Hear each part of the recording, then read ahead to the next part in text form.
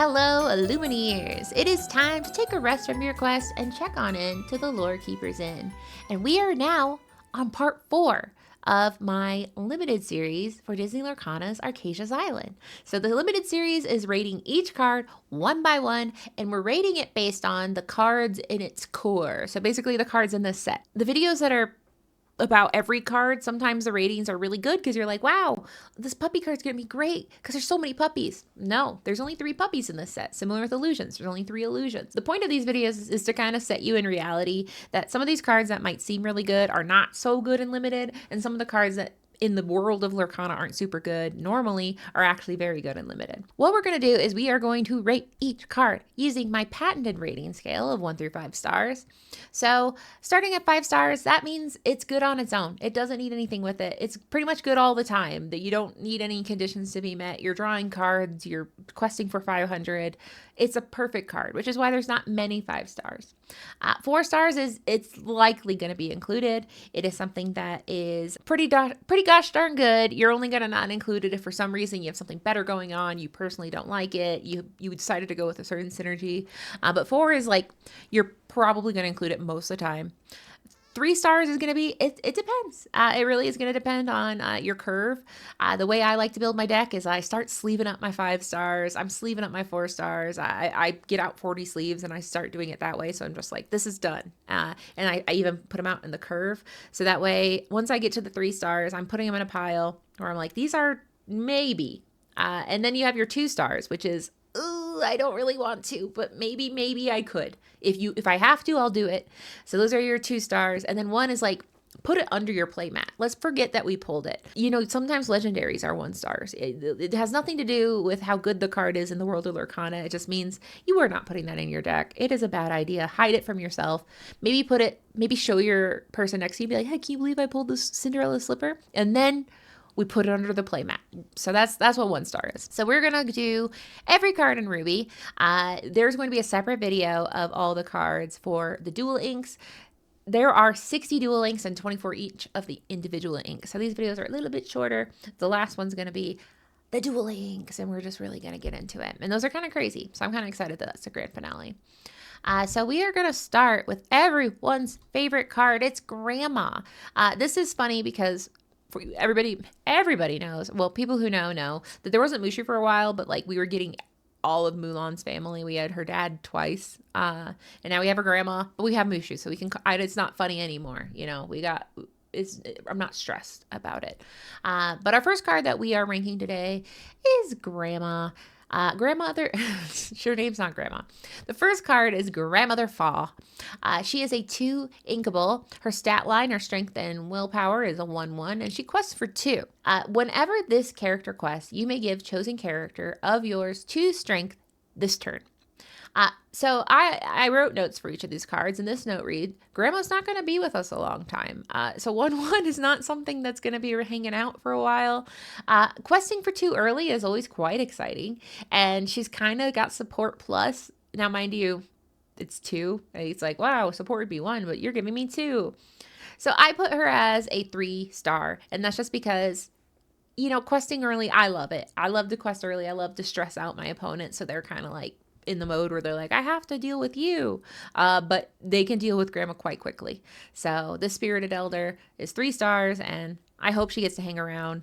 I like her, but... So we're moving on to the Queen of Hearts. Now, a lot of these cards are very tricky because Ruby has a lot of damage synergy, and damage synergy is really good when paired with other things like healing, and you know it's okay.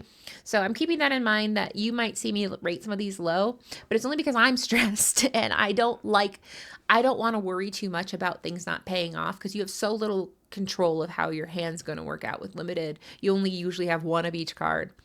So all that being said, we have the Queen of Hearts losing her temper. She is a 2 inkable.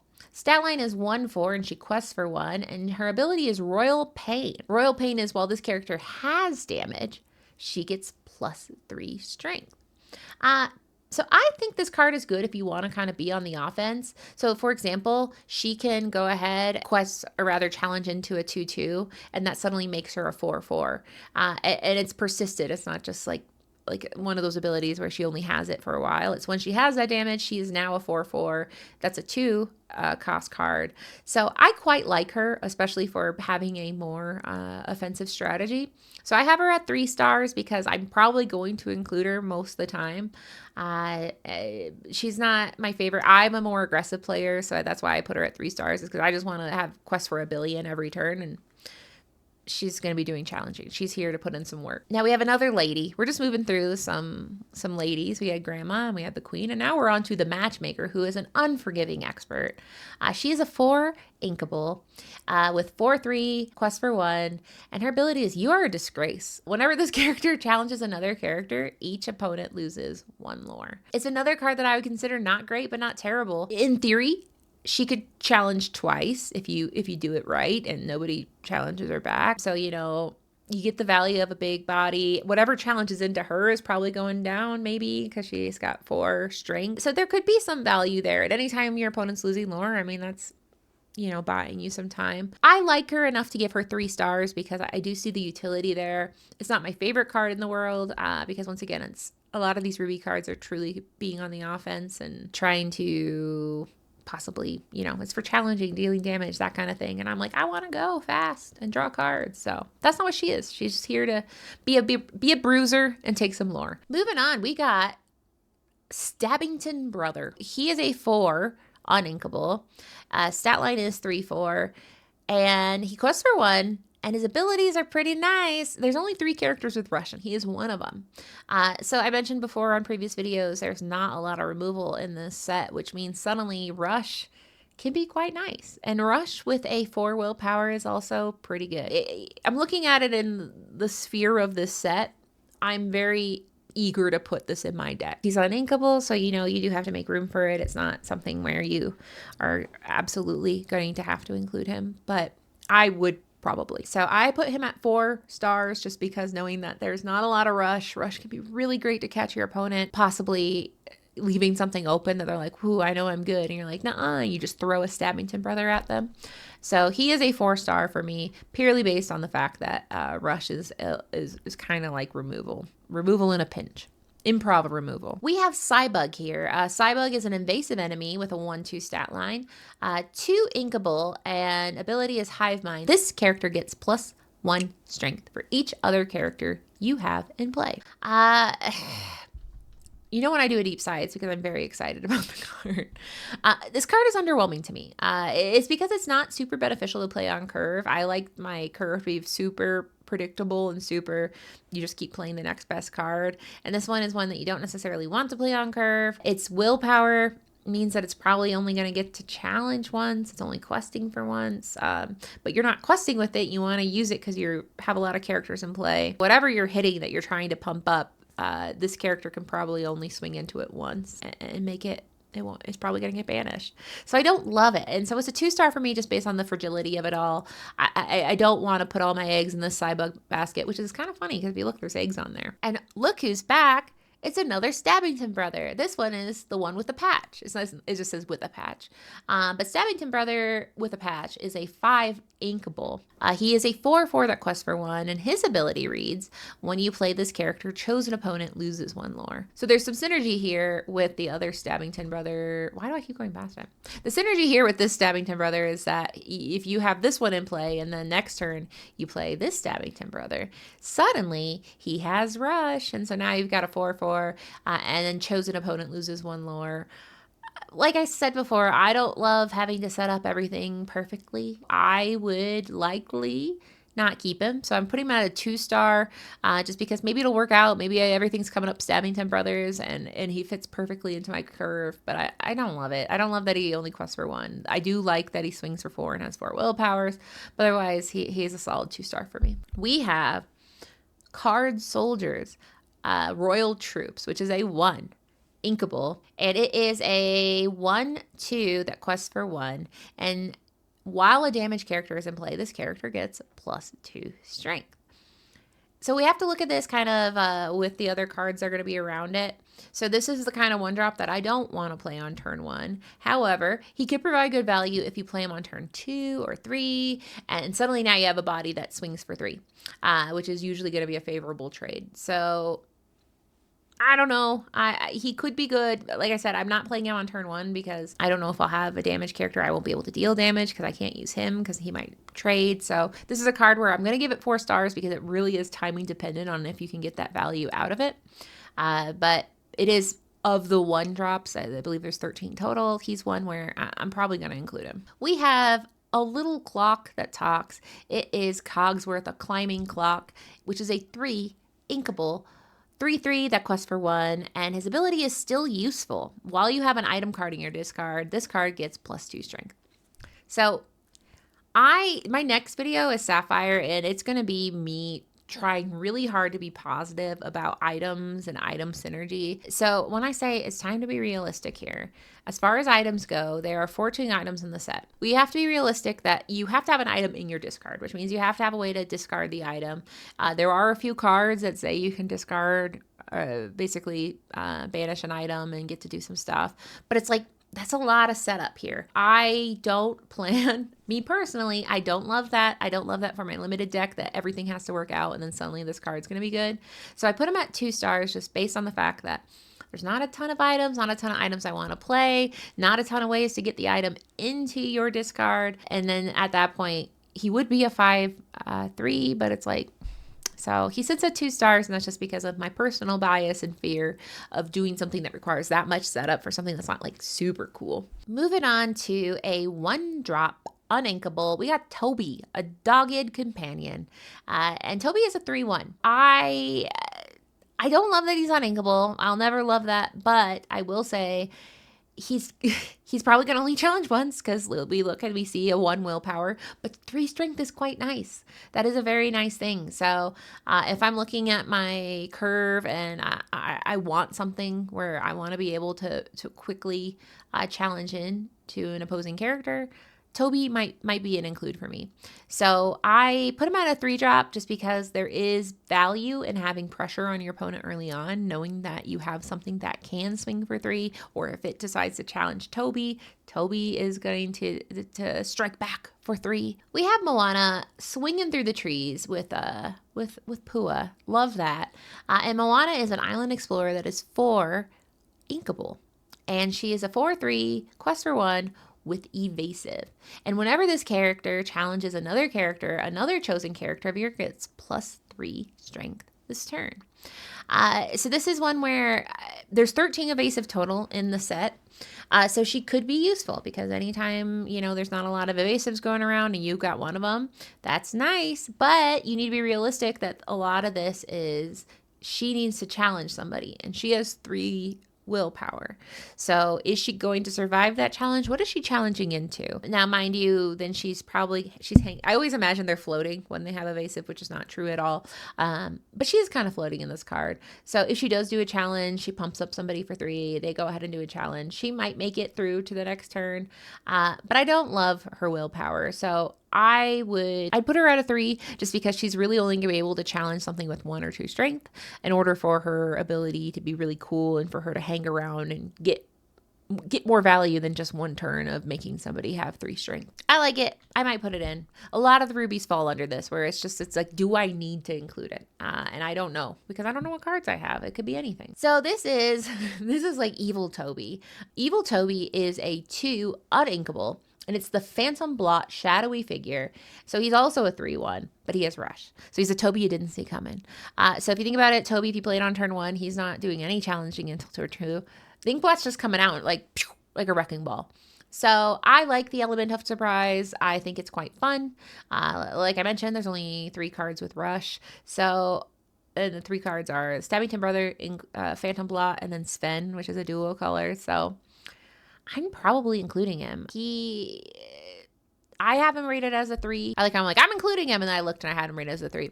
So I have him rated as 3 stars, and it's because the fact that he's uninkable, and I don't know if I have better things going on, but knowing that I do love Rush because it's kind of like basically Smash.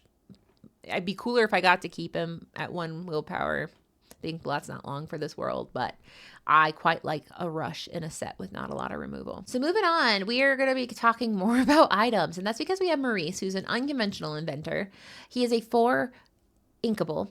He's a 5 strength, 2 willpower, and his ability is, how on earth did that happen?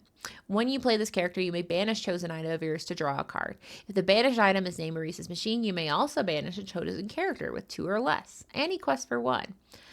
So this is one where if it has that many, like, and this, and this, and then this, I'm going to give it 2 stars because I don't have time. I'm too stressed. If you decide that you want to have an item synergy deck and you can pull it off, this is a way to get those items in your discard, because a few other cards are going to talk about, like, hey, get some items out of your discard or something like that. So this is a way to do that. Is it good enough? He has 2 willpower. Don't love that. He does go ahead and challenge for 5 or deal 5 damage a piece challenge. So I do like that. But I mean, he's not going to survive and not get banished many challenges.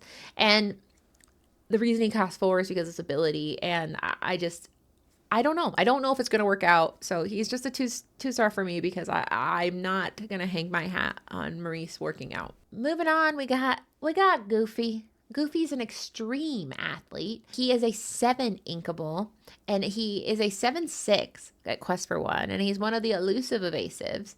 And whenever this character challenges another character, your other characters get +1 lore this turn. Limited can go pretty fast. If you're against an opponent that's just like firing off all the best cards and going forever, then you have to be like, okay, whenever you challenge, you have to add 1 turn. So you're playing this on turn 7, and then turn 8 is when you start to really get cooking with it. I rated him 3 stars, and that is just because he could be a very big problem for your opponent.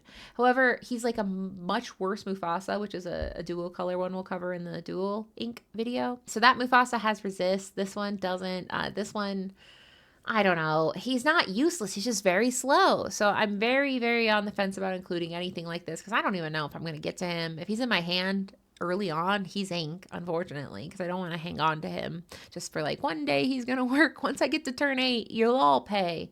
So unfortunately, he is just a hard maybe. You got to see what you have. But the cost of him does make it fall pretty on the no side for me. This one I love. Look at this man. This is Lyle Tiberius Rook. Absolutely exploding. He is a crystallized mercenary, 8 cost, inkable, 6/4 that quests for 3. But then we get to the ability, which is explosive. Once during your turn, whenever a card is put into your inkwell, deal 2 damage to each character in play. And I say each like really heavy because it's each character. It's your characters too. You're grabbing swords and just throwing them around anytime you ink. Now, theoretically, after you play this card, are you going to keep inking? Like, how much ink do you need? It's limited. I mean, 9. If you're inking to 9, that you've already inked nearly 25% of your deck. So like calm down maybe a little bit. It's a very narrow use. Because of that, I really do think this card sits pretty firmly at 2 stars. You could end up wiping your own board. It's really high risk and medium reward. So because of that, I don't know. I don't want to put him on a 1 star because he's inkable. So it's like, I don't know, maybe you really need ink and you think this would be kind of funny. But I don't think he's funny at all. I'm scared.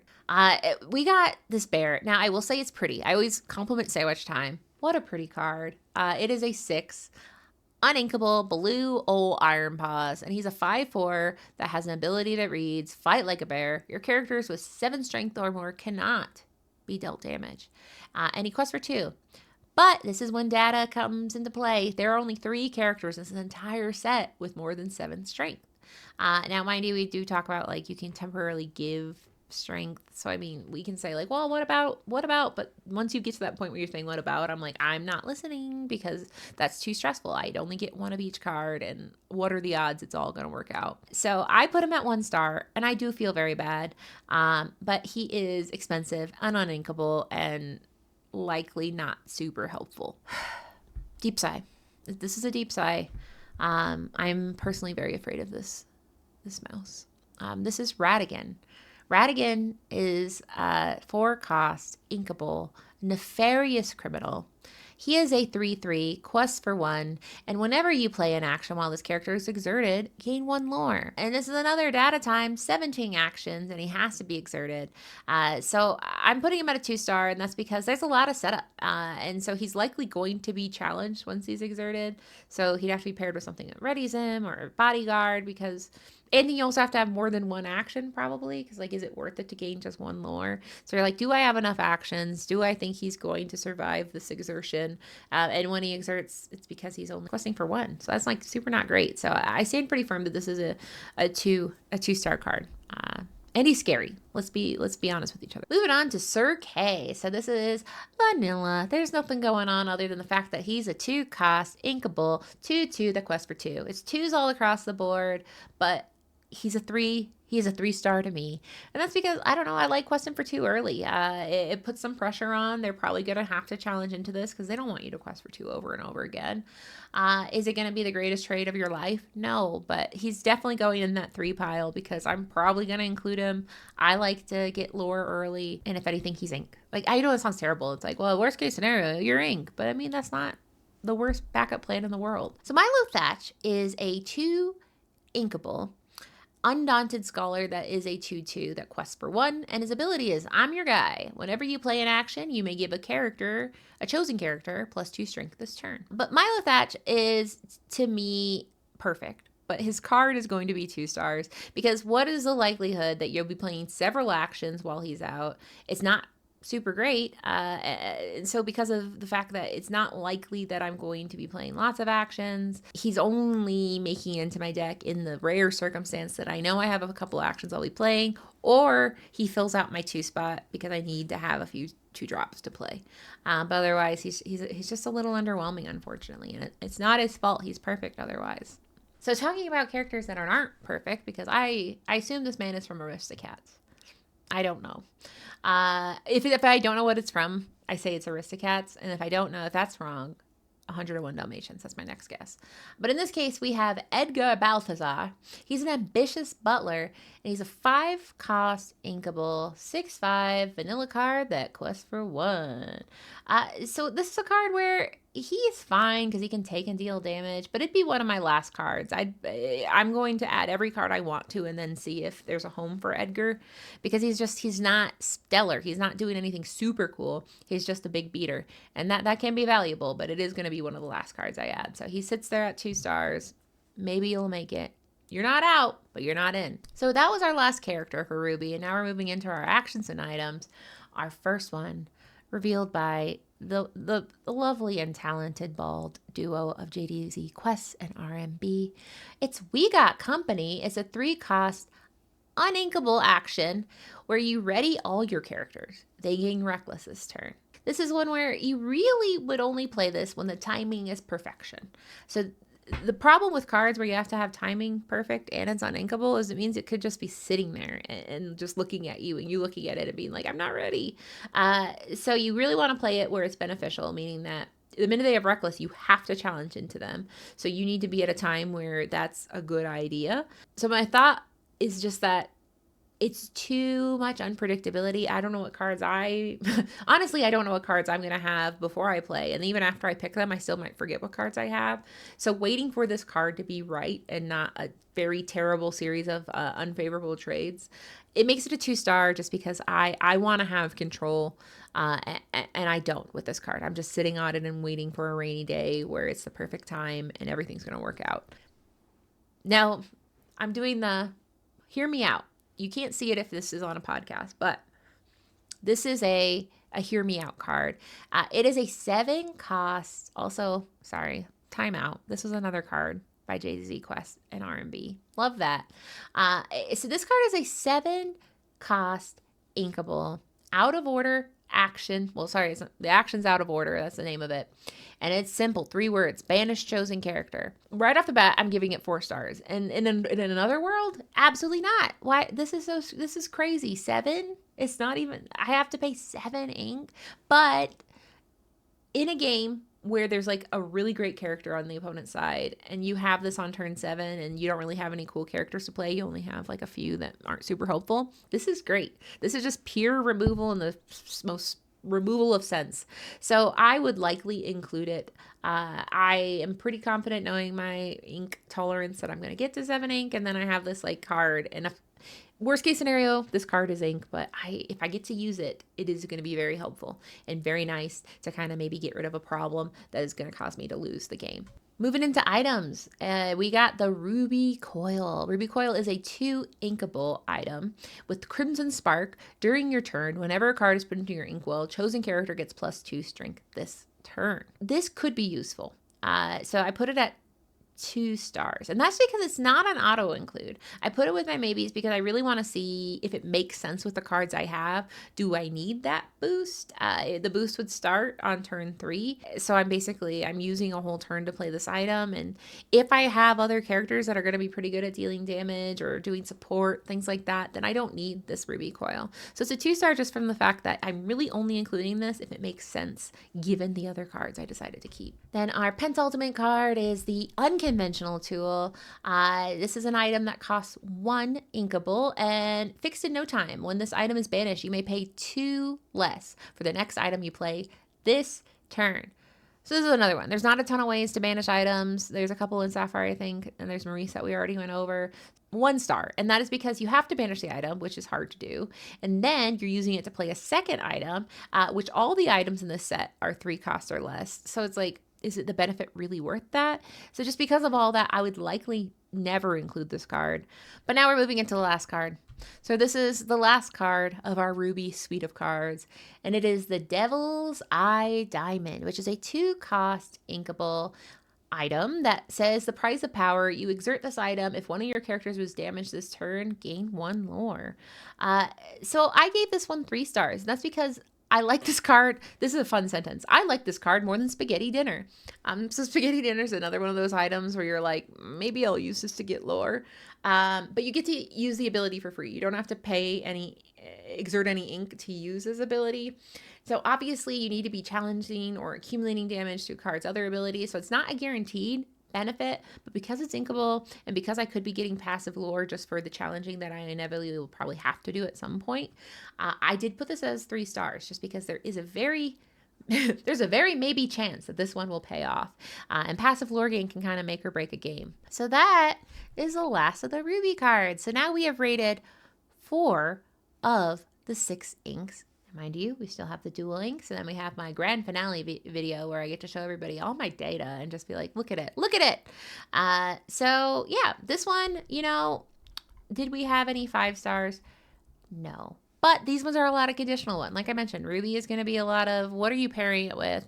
Does it make sense? You're not getting a lot of lore off of these Ruby cards, but you might be doing some beatdowns with it. And that might be very necessary based on your little guys you want to protect. So that concludes the Ruby video. As always, absolutely tell me, do you agree? Do you disagree? I'd love to hear it because, I think we all kind of get our own biases playing Limited based on what we've seen in the past. So I am always very eager to hear what other people are thinking about Limited and what they think are good or bad cards. So make sure to like and subscribe and comment down below. As always, there is always room at the inn, and if you don't know where to find us, just take the second star to the right exit and head straight on till morning.